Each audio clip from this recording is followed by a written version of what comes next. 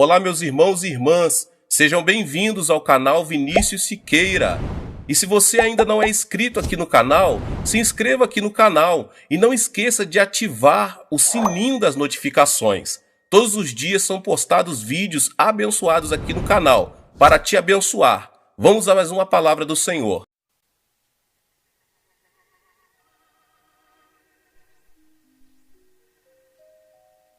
Eu acredito em milagres.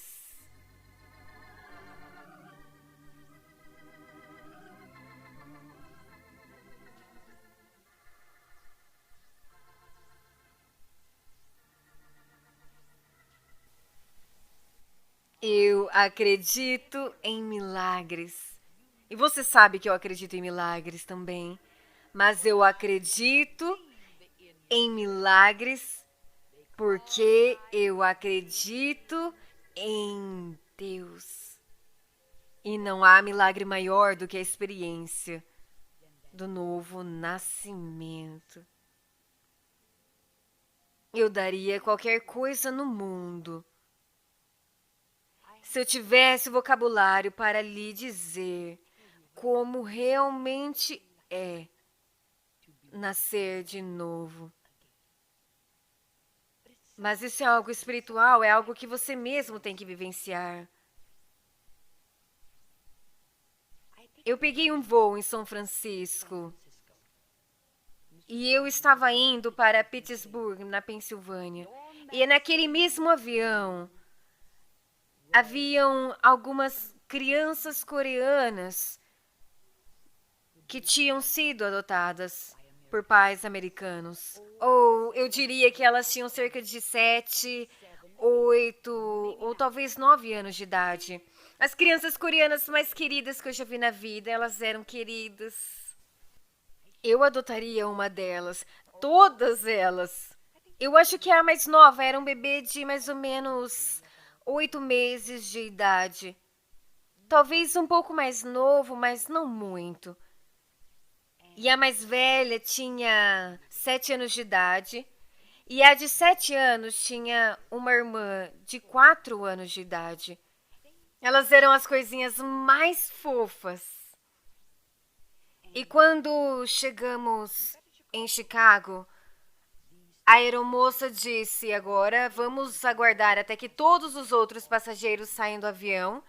E então nós levaremos as crianças para que não haja nenhuma confusão. Ela disse que os homens e as mulheres que adotaram as crianças coreanas estariam esperando no portão por elas. E eu disse: eles viram as crianças que adotaram? Não. Ela disse: não, eles nunca viram as crianças. Eles não tinham ideia do que estavam recebendo. E ela disse: eles já foram adotados. E nós estamos tão emocionados pelas crianças. E então eu esperei, porque veja, eu estava indo para Pittsburgh no mesmo avião, e quando todos os outros haviam saído, o missionário colocou a bebê em seus braços e a carregou. E a aeromoça pegou o casal. Eu peguei as irmãs pela mão, a pequena de 7 anos de idade e o pequeno de 4. E nós descemos a rampa. E eu nunca vou me esquecer. Foi uma visão que nenhum pincel de artista jamais poderia fazer jus. Foi algo que o maior artista do mundo nunca poderia pintar. E os homens e as mulheres que adotaram as crianças coreanas, eles estavam parados no portão, olhando, esperando. Alguns sorriam e outros não tinham nenhuma expressão em seus rostos. Havia expectativa nos rostos deles. E lá fomos nós com as crianças. E o missionário parou lá. Ele tinha cartões e chamou senhor e senhora. E uma mulher disse: aqui. E o primeiro foi a bebê. E com ternura ele pegou a bebê e a entregou para o homem que seria o seu novo pai. E ela se aninhando nos braços do pai. E a primeira coisa que ela fez foi puxar a lapela do casaco dele e olhou no rosto dele. E então ele sorriu para ela. E depois o missionário chamou senhor e senhora fulano de tal. E outra pessoa disse: aqui. E então ele disse: este é o seu filho. E então chegou o momento em que ele chamou o nome de outro casal, senhor e senhora fulano de tal. E ambos disseram: aqui. E ele disse: as irmãs são suas. E eu estava lá com a criança de 7 anos numa mão e a outra de 4 na outra. E o homem que disse aqui olhou para mim e disse: Catherine Kuhlman. Eu não sei, mas eu acho que ele pensou que ele estava me adotando. E ele disse: de onde você veio? E eu disse: eu só estava no avião. E aqui estão elas. A esposa pegou a mais nova das duas irmãs e a beijou e a amou. E o homem se abaixou para beijar a menina de 7 anos. Quando de repente, do nada, ela começou a chorar. Ela ficou histérica. E esse choro me assombrou por dias e dias. Durante a noite, na calmaria da noite, eu podia ouvir o choro daquela criança. Não havia qualquer expressão em seu rosto e as grandes lágrimas apenas rolavam pelas bochechas dela. Ela ficou imóvel. E eu fiz a única coisa que eu sabia que tinha que fazer. Eu coloquei os meus braços ao redor dela. Antes de perceber, as únicas palavras que saíram foram: se você apenas soubesse, querida. Se você apenas soubesse. Era tudo o que eu conseguia falar. Era a segunda vez em toda a minha vida que eu tive uma experiência assim. A experiência anterior foi quando a minha mãe morreu. E quando eu fui pegar o telefone para ligar para a minha irmã mais velha para dizer que mamãe havia morrido, quando ela disse olá, nada saiu, nada. Nenhuma palavra saiu. Eu estava totalmente sem palavras. E naquele momento que a criança coreana estava chorando, tudo o que eu poderia dizer a ela: se você apenas soubesse, querida, se você apenas soubesse. O tempo todo eu estava pensando: se você apenas soubesse, você nunca mais passará fome de novo, nunca. Se você apenas soubesse, você vai ser amada pelo resto da sua vida. Se você apenas soubesse, você está na América agora, você está na América agora. Sempre haverá sapatinhos em seus pés, sempre haverá roupas em seu corpo. Você sempre estará confortável. Haverá uma boa cama limpa para dormir. Você não vai passar fome mais. Mas eu esqueci a barreira da língua. Ela não conseguia entender o que eu estava dizendo. E naquele momento eles estavam anunciando o meu voo e eu tinha que ir. E ela estava lá ainda chorando amargamente, histérica. E eles não podiam fazer nada, só Deus conhece as memórias que estavam na cabeça daquela criança. Ela tinha seus 7 anos de idade. Mal sei eu onde as memórias dela estavam. E ela não sabia o que ia acontecer a seguir. Só Deus sabe o que ela passou. E eu tive que deixá-la. E eu corri até o portão. Mas eu não consegui. Eles estavam segurando a porta do avião para mim e eu voltei apenas mais uma vez. Eu a peguei em meus braços. E mesmo que ela não pudesse entender o que eu estava dizendo, eu queria que ela sentisse o meu amor.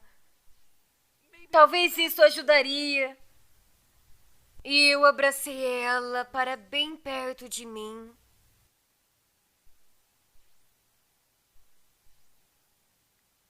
E eu corri para entrar no avião antes que fechassem as portas. E as minhas últimas palavras foram: se apenas você soubesse.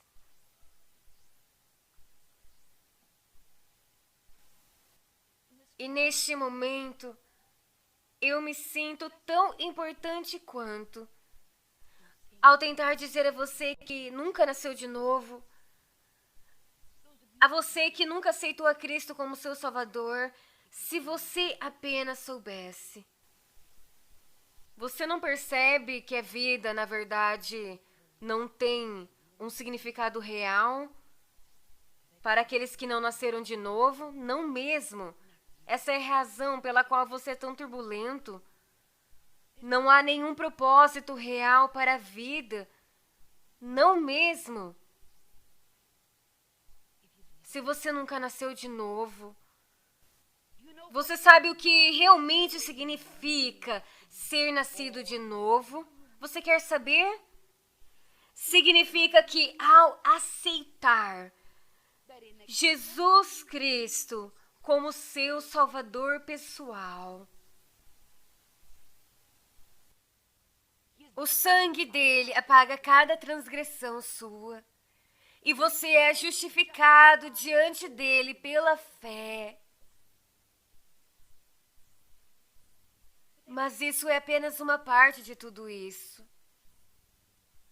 E naquele momento, aquele que é agora o grande Criador, e essa é uma das coisas que temos em comum. Deus é o nosso Criador. Mas Ele não se tornará o seu Pai Celestial até que você aceite seu Filho como seu Salvador pessoal. E nesse momento em que você aceitar Jesus e aceitar o que Jesus fez por você e aceitar o perdão, é uma transferência pessoal. É então que o grande Criador se torna o seu Pai Celestial. Se você apenas soubesse, o que realmente significa ser capaz de olhar para cima à meia-noite e dizer: Pai, meu Pai Celestial. Esse relacionamento é um relacionamento pessoal. Esse relacionamento é diferente de qualquer outro relacionamento. Ou essa segurança. Eu sinto que poderia enfrentar qualquer coisa. Eu te digo a verdade, então acredite em mim. Eu poderia enfrentar qualquer coisa, contanto que eu saiba que Ele é o meu Pai Celestial, que me ama, que cuida de mim. Eu estou em suas mãos, encoberta pelo seu amor. A vida tem significado para mim. Eu tenho um propósito em viver. Eu tenho um propósito. Se apenas você soubesse o que significa ter a paz de Deus em seu coração, quando você se encontrar no último momento. E eu não acredito que em nossos encontros eu nunca falei com você sobre esse último momento que o velho coração baterá pela última vez. Esse dia cujo amanhã não existirá. E isso é uma coisa que todos nós temos em comum. Quer você seja rico ou pobre, independentemente de raça, independentemente do seu status na vida, isso é uma coisa que temos em comum. Saiba disso. Talvez você não queira pensar sobre isso. Você preferiria que não falássemos sobre isso. Você preferiria que agíssemos como se não fosse acontecer. Mas vai acontecer. Vai acontecer. Tão certo quanto o velho coração está batendo agora, chegará um dia em que esse velho coração baterá pela última vez. Se você apenas soubesse como é maravilhoso ter a paz de Deus em seu coração.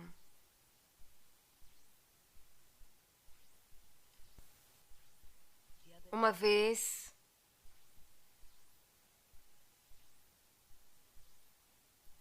eu estava no cemitério. Um dos meus ajudantes havia partido para a glória. Eu nunca tive uma experiência como essa. A família estava sentada lá, na minha frente, e haviam amigos lá. Aqueles que carregaram o corpo dele com tanta ternura para o cemitério. E eu peguei umas rosas e comecei a tirar as pétalas.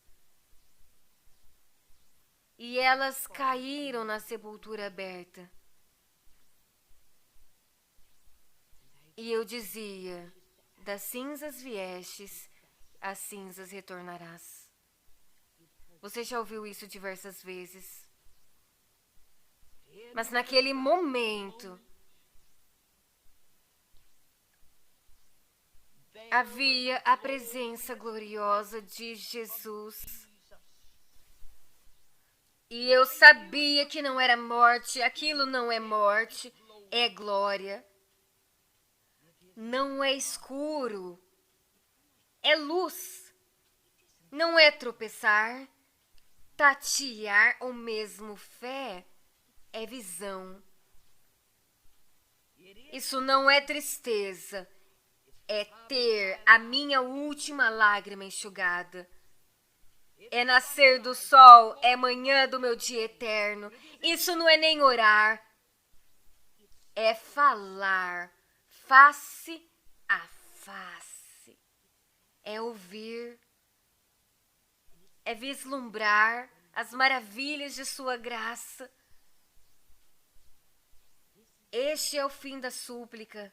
Por força para suportar a dor, nem mesmo a memória sombria da dor voltará a viver como eu suportei a vida terrena antes de subir o mais alto. Antes da minha alma ser concedida, é cada desejo profundo. Antes de conhecer esse arrebatamento, de encontrar face a face aquele que me procurou, me salvou e me manteve através de sua graça. Lá eu li a gloriosa palavra de Deus. Não quero, porém, irmãos, que sejais ignorantes acerca dos que já dormem, para que não vos entristeçais como os demais que não têm esperança. Porque se cremos que Jesus morreu e ressuscitou, assim também aos que em Jesus dormem, Deus os tornará a trazer com ele. Dizemo-vos, pois, isto pela palavra do Senhor, que nós, os que ficarmos vivos para a vinda do Senhor, não precederemos os que dormem. Porque o mesmo Senhor descerá do céu com alarido, e com voz de arcanjo, e com a trombeta de Deus, e os que morreram em Cristo ressuscitarão primeiro. Depois nós, os que ficarmos vivos, seremos arrebatados juntamente com eles nas nuvens a encontrar o Senhor nos ares. Assim estaremos sempre com o Senhor. Portanto, consolai-vos uns aos outros com estas palavras. E quando eu terminei de ler essa passagem e o culto já havia acabado, ninguém foi embora.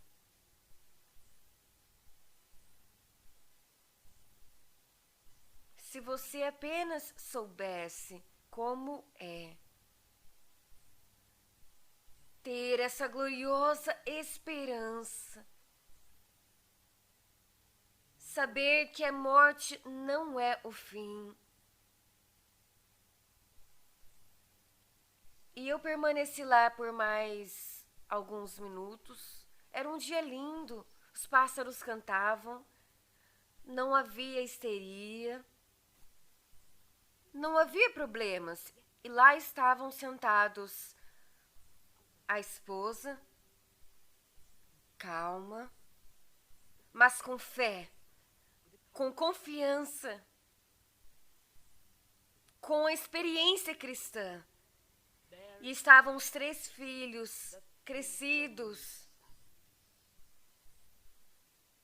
Não havia histeria. Havia confiança, havia fé. E o culto no cemitério havia acabado, porém ninguém saiu. E eu fiz algo, a coisa mais natural do mundo.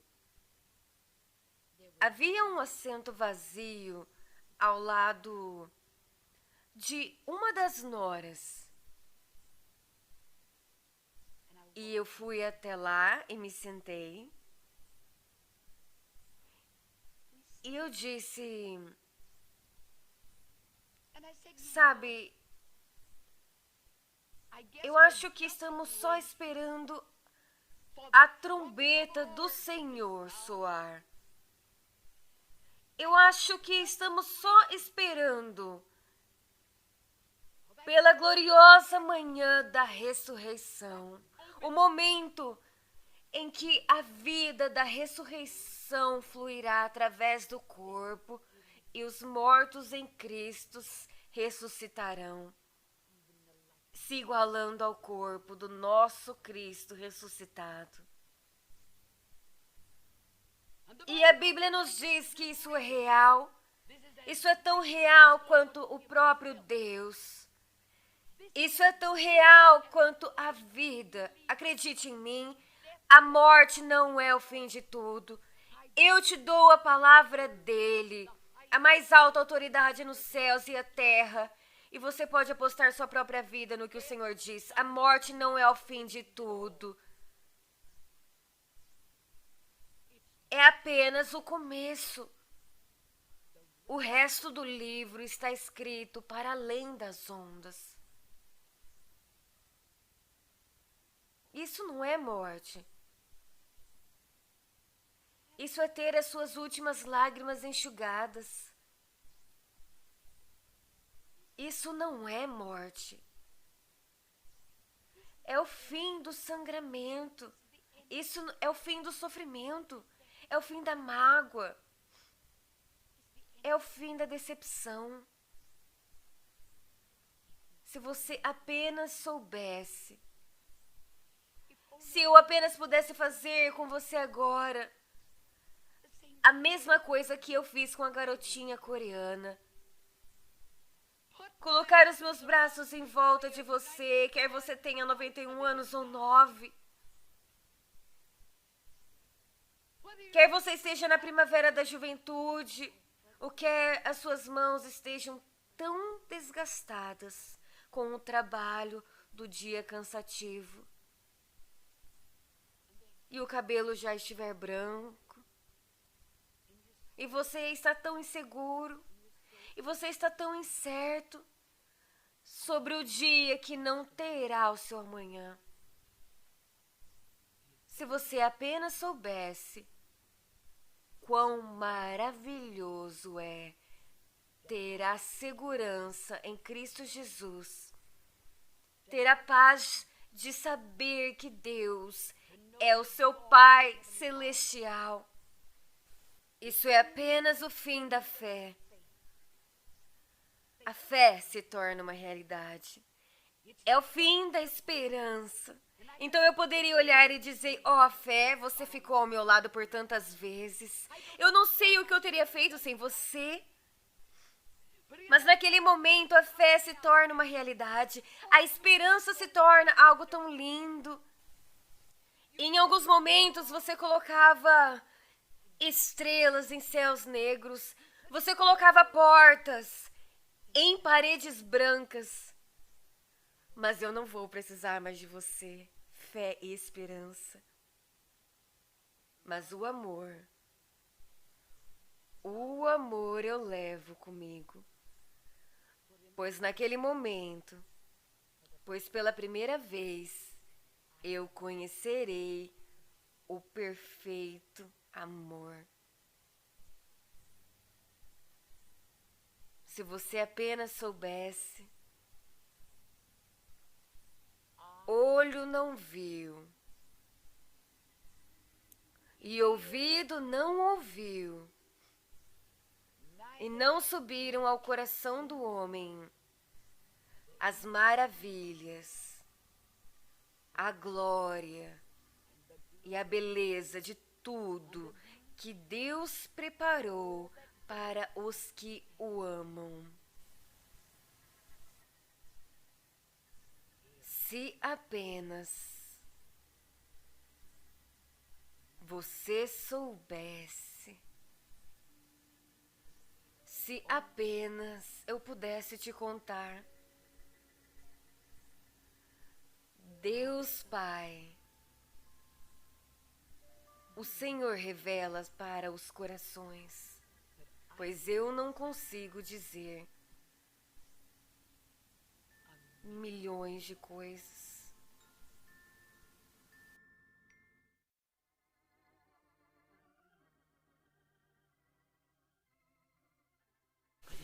Mas é algo que Ele dá. É um presente. Paulo sabia disso, Paulo entendia. E à medida que você lê suas escrituras, era seu presente precioso. Nada mais importava para ele quanto esse algo precioso. Olá, meus irmãos e irmãs, sejam bem-vindos ao canal Vinícius Siqueira.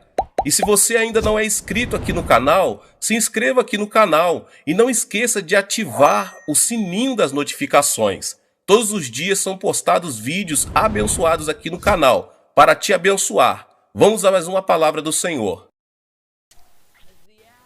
Guarde-me como a menina dos teus olhos.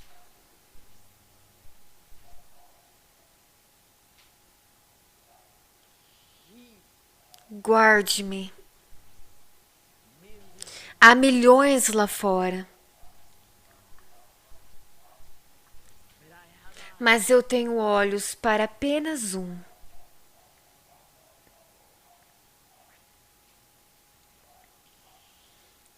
Guarde-me. Eu realmente amo. Apenas um. Realmente. Realmente.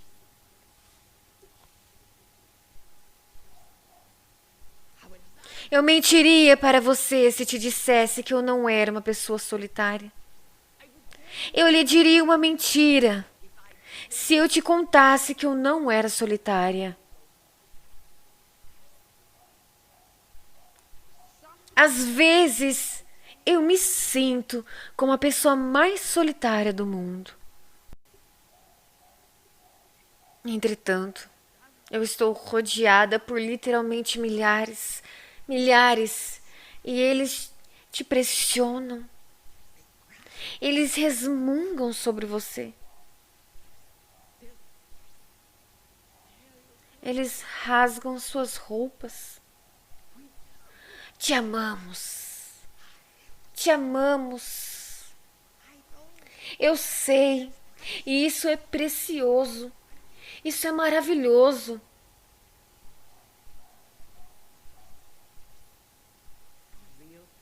Para amigos verdadeiros, você pode contá-los em uma mão. Você poderia até tirar o dedão.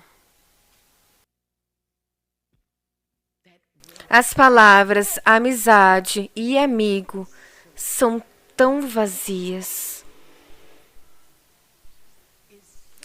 Tão vazias.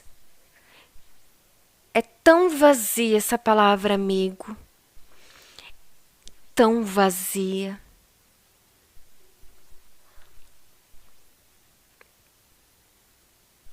Eu quero que saiba que a real Kathryn Kuhlman, a que vive com apenas um propósito. Guarde-me. Não importa o preço.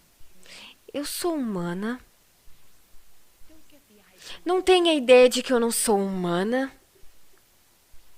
Eu sou tão humana do que qualquer outra pessoa neste lugar hoje. Além disso, eu sou uma mulher. Eu era uma mulher antes de me tornar pregadora. Eu sou uma mulher, sou humana. Tenho emoções. Eu sinto profundamente. Se eu não me compadecesse profundamente, como eu poderia me compadecer por aquele que está em sofrimento profundo? Ele me deu um amor que é tão precioso. Eu guardo isso cuidadosamente como alguém guardaria uma joia. A joia mais cara do mundo. Pense na pérola mais cara do mundo. Está guardada cuidadosamente. É a coisa que eu guardo com tanto cuidado. Essa joia preciosa que eu tenho. Meu amor pela multidão. Meu amor pelas pessoas. Mas é um amor supernatural. Eu te digo a verdade de Deus. Eu estive diante de alguém por alguém que devorar. Sabendo que eu não tinha nenhuma virtude de cura, sabendo que eu não tinha poder para curar aquela pessoa. E lá estava um amor avassalador pela pessoa, que literalmente eu orei em silêncio. E se custasse a minha vida, por favor, cure essa pessoa. É algo que eu não consigo explicar para você. É algo espiritual. É algo espiritual. Algo que talvez vocês jovens não saibam do que eu estou falando. Talvez alguns nunca saberão do que eu estou falando. Talvez alguns nunca saberão. Mas é algo que Ele dá. É um presente. Paulo sabia disso, Paulo entendia. E à medida que você lê suas escrituras, era seu presente precioso. Nada mais importava para ele quanto esse algo precioso.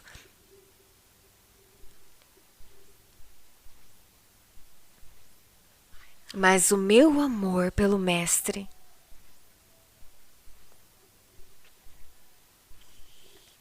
guarda-me como a menina dos seus olhos. Eu não busco agradar a nenhum homem, nem agradar a nenhuma mulher.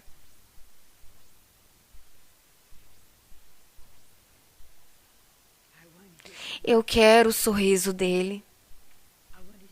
Eu quero o seu favor. Eu quero que ele me envolva perto do seu coração. Eu quero que ele olhe do alto.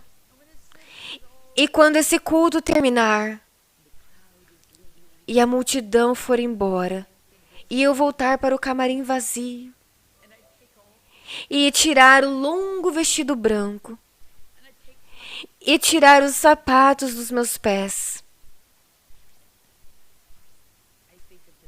eu penso em apenas uma coisa.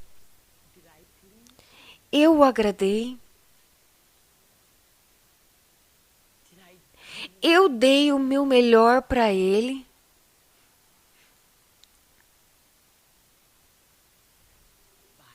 Meu Pai Celestial,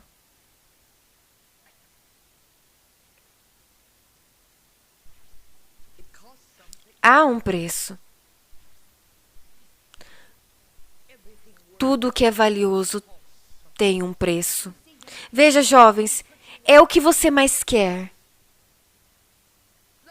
Deixe-me perguntar algo enquanto eu estou aqui diante de vocês nessa manhã de segunda. O que você quer mais quer do que qualquer coisa? O que nessa vida você quer mais do que qualquer outra coisa? O que é? Eu te faço uma pergunta direta. O que é? E você sabe. Você sabe que não há um jovem nesse lugar que não saiba a resposta. Você sabe qual é a sua meta na vida. Você sabe na sua idade. Você talvez pergunte a uma criança na quinta, sexta, sétima série. Você pode perguntar a alguém do segundo ano no ensino médio, do terceiro ano. Talvez eles não saibam. Mas você, nessa idade, cada um de vocês jovens, neste lugar, nessa idade, vocês sabem, como adulto, o que mais querem na vida. Vocês sabem. Vocês sabem qual é a sua meta.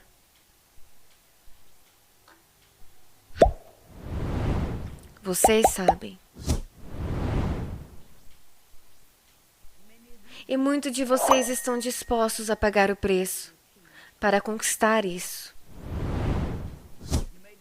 Talvez você vai partir corações, passar por cima das pessoas.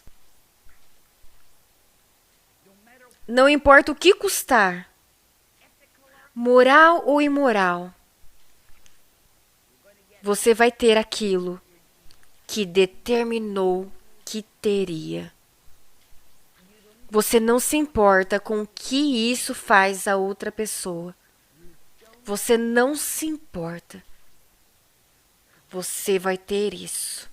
Você já se decidiu, está determinado.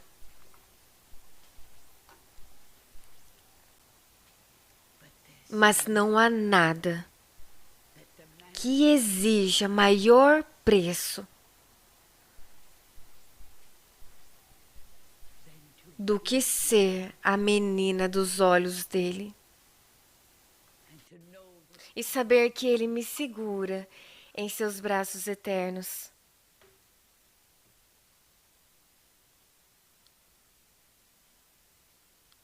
Significa que duas vontades devem estar rendidas como uma.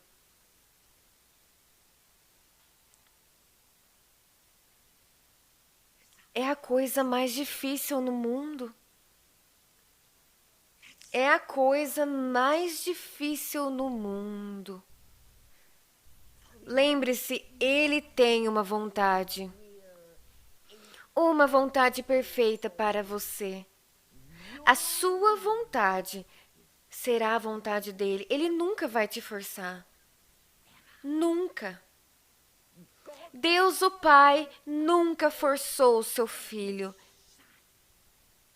E Jesus veio direto da própria sombra da cruz. E lembre-se de algo. Jesus, o Filho do Deus vivo. E lembre-se que quando ele estava na carne, ele era tanto homem como se não fosse Deus. Saiba disso. Eu não acredito por um minuto que Jesus queria morrer. Eu não acredito nisso, eu não acredito nisso. De si mesmo. E ainda sendo tão homem como se ele não fosse Deus. Ele tinha uma vontade separada da vontade do Deus Pai.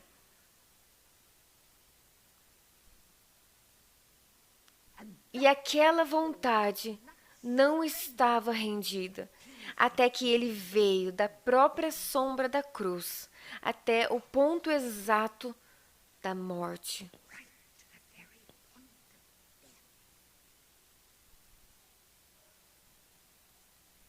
Quando ele disse, entretanto, que não seja feita a minha vontade, mas o que tu desejas.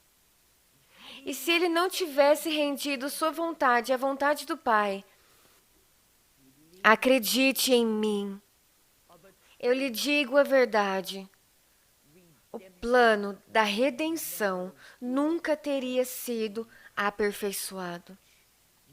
Você e eu nunca teríamos vida eterna.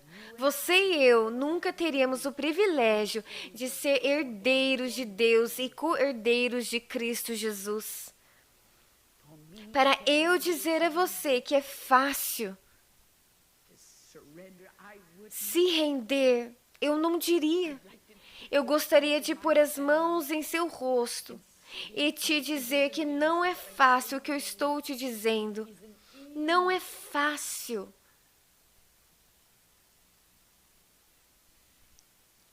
Eu olharia diretamente em seus olhos e diria: isso não é fácil.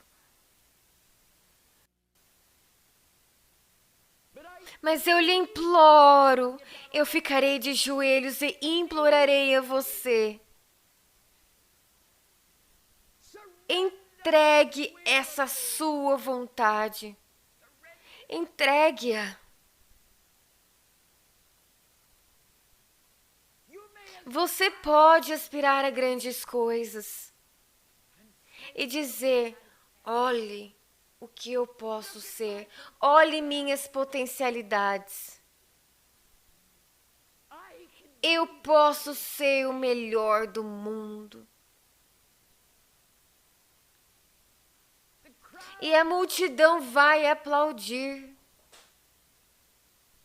Mas isso é tão temporário. É tudo tão vazio. Quando você percebe como as pessoas são inconstantes. Como a vida é curta.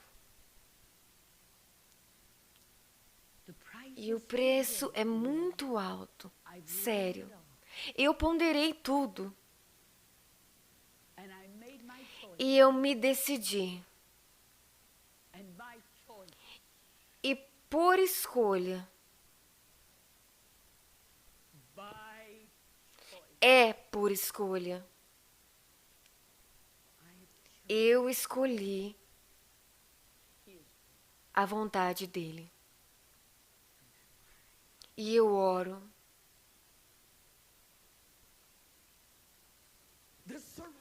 Pela rendição do corpo físico. Eu estou falando sobre algo, que é real. Estou falando sobre algo. Eu escolhi. É a minha escolha. Eu escolhi entregar o meu corpo como sacrifício vivo. Orando para ser aceitável para Ele.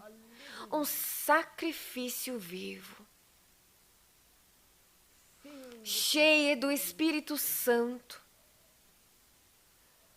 sendo conduzida pelo Espírito Santo. É por escolha.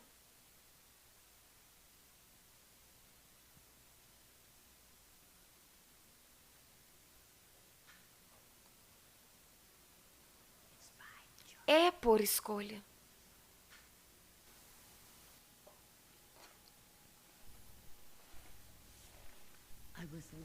Eu não era tão velha. Eu não tenho certeza de quantos anos. Menos de 10 anos.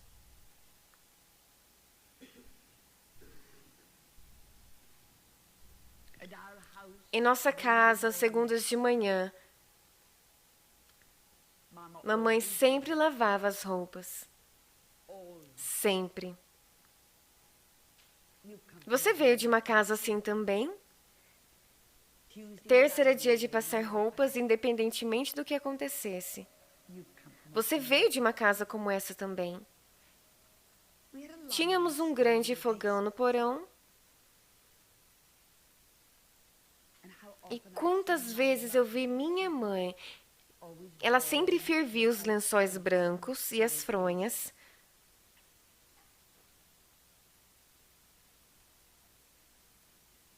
E numa segunda-feira de manhã, ela tinha a caldeira no fogão, no porão.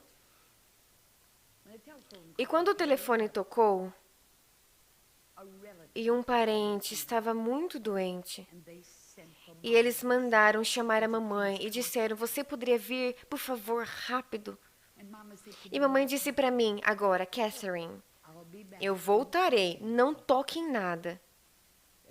Foi a coisa errada a dizer. Mas eu voltarei o mais rápido que eu puder. E depois que mamãe saiu, eu pensei, eu vou surpreendê-la. Após a lavagem, eu farei a coisa toda. Farei tudo. E quando ela voltar, ela estará cansada. Ela ficará tão surpresa. Ficará tão surpresa. E eu fui lá embaixo no porão. A caldeira estava cheia de água com sabão dentro. Eu coloquei os lençóis. Os tirei, coloquei as fronhas dentro. Eu as fervi e quando elas terminaram, eu fervi tudo que estava dentro.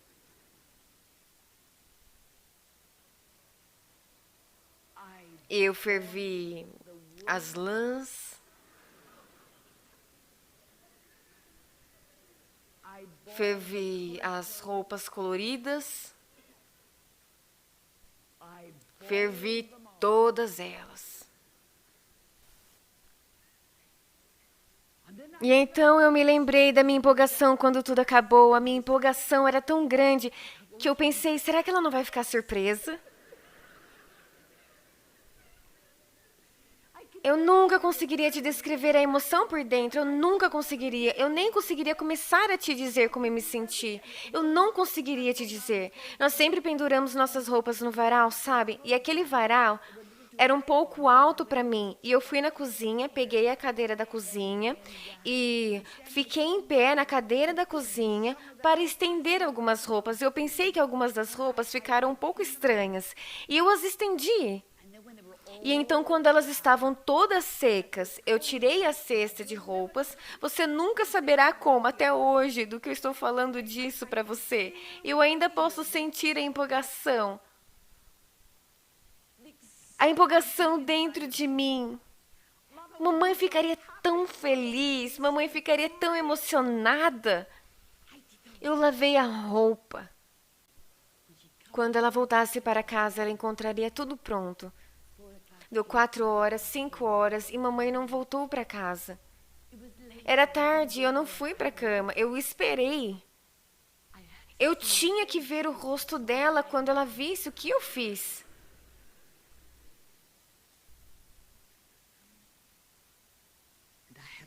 E eu peguei todas as roupas, estavam todas secas, estavam todas no cesto de roupa. E eu as coloquei na cozinha para ser a primeira coisa que ela veria quando voltasse para casa. Era surpresa, surpresa. Eu nunca esquecerei. Ela esteve no hospital aquele dia todo, tão cansada, preocupada, provavelmente com nada para comer. E ela veio até aquela porta da cozinha.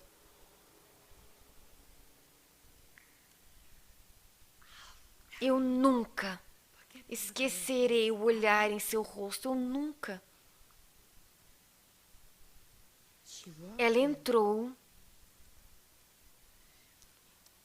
e ela olhou para aquele cesto de roupas e viu as coisas caras que eu tinha arruinado.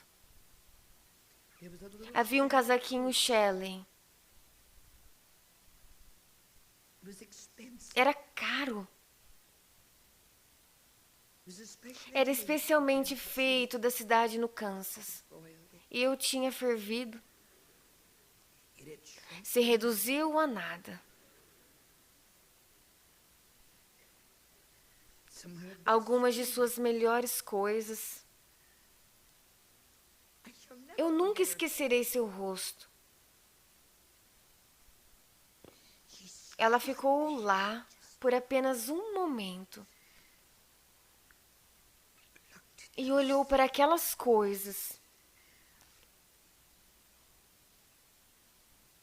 E então ela olhou para mim e viu o meu rosto. Acho que foram as palavras mais difíceis que minha mãe já teve que proferir. Quando ela disse: "Você fez um bom trabalho."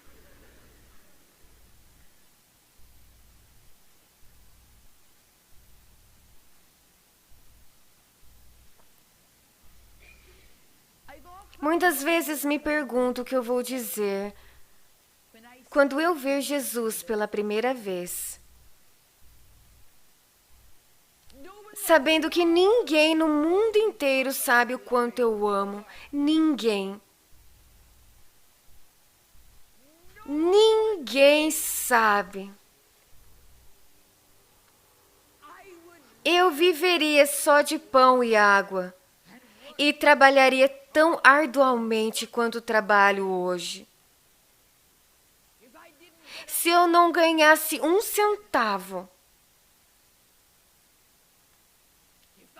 se eu não ganhasse um centavo, e se eu tivesse que pedir carona ao invés de cavalgar, Ele conhece o meu coração.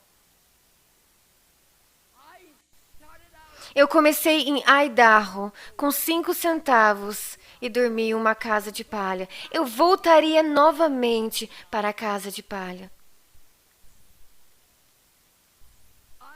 Eu voltaria novamente com sustento suficiente para manter o meu corpo funcionando. E eu vou trabalhar tão duro quanto. Eu dei a minha vida. Não tem sido por 6 meses, ou 1 ano, ou 5 anos, ou 10 anos. Mesmo nunca o vendo, mas ainda assim o amando o suficiente para ter dado minha vida a Ele. Muitas vezes eu me pergunto, naquele momento em que o ver pela primeira vez e olhar para o rosto dele, e é Jesus. É Jesus. E aí está Jesus. Jesus.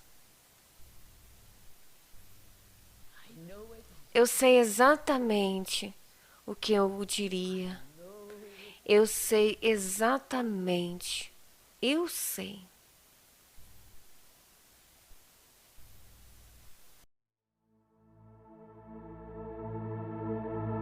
Levanto os meus olhos para os montes e pergunto: de onde me vem o socorro? O meu socorro vem do Senhor, que fez os céus e a terra. Ele não permitirá que você tropece. O seu protetor se manterá alerta. Sim, o protetor de Israel não dormirá. Ele está sempre alerta. O Senhor é o seu protetor. Como sombra que o protege, ele está à sua direita. De dia o sol não te ferirá, nem a lua de noite. O Senhor o protegerá de todo o mal, protegerá a sua vida. O Senhor protegerá a sua saída e a sua chegada, desde agora e para sempre.